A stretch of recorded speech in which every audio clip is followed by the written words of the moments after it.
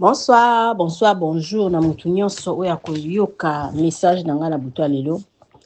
Nga ndeko na bino mwasi na kombo ya Bijou d'Or. Nga mama Bijou d'Or so bozo mona nazotia ba video tamsu nazoloba makambo oyo bino bozo comprendre te. D'abord na osenga ba abonné na nga esquisse. Mais balobaka mutu nyonso tozala na ba problème. Naza vraiment menacé makasi mikolo yo. Na batu o nga na salela bango bolamu. Na salela bango bolamu mais na retour na bango ba pesanga kaka ba critique, ba pesanga kaka ko critiquer nga, ba pesanga yi donc partout esika o problème na nge ezalaka, il faut bango bazala na kati. Donc na tika nyo surtout makambo ngo na maboko ya Nzambe mais ezalaka na moment moko mo ezongaka nango neti pour le moment je sais même pas mutuna makolo. Oyo makambo oyo ezongi parce que nazwa bakombola bango tout na fungola bible na page moko ya pisom na kotisa bakombola bango na kati evanda wana Nzambe kaka abundela nga likambo wana parce que nga moko boye na kokate mwana moko ya mwasi ya mukie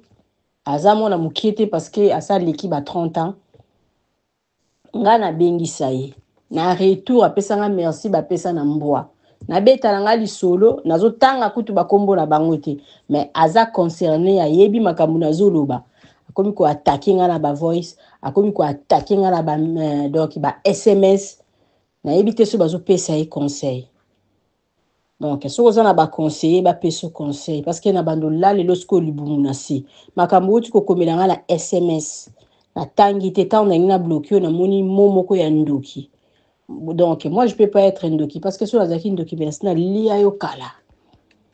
Na passe au moni sanga 2000, depuis ce qui 2000, combien wana pendant bamboula na bamboula, faire souffranga na poto, ngam tu na bengi sayo. Sur la zaki ndoki, mais tam so salata désanté, mais na lié kiyo.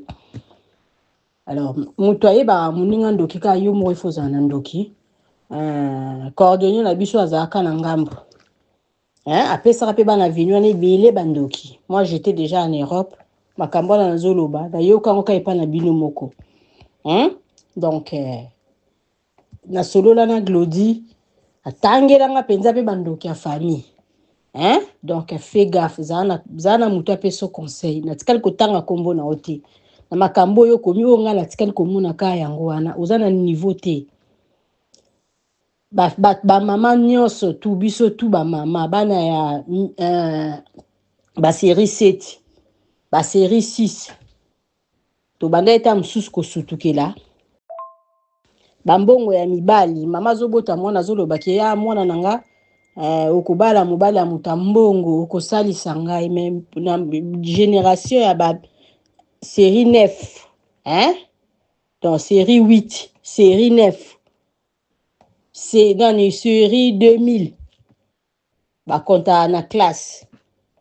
ba konta na héritage ya ba parenté ba konta na mbonga ba konta na bambonga mibali te ba konta na ba classe na bango donc oza na niveau te ba peso conseil yo muto salanga mabenga na tikala ko sala o mabeti nga lelo so na lobi na lelela yo ekozwa yo parce que na sukola yo na bengisa o na poto na lesa yo na sala nyonso ozaki na ba vaccin te.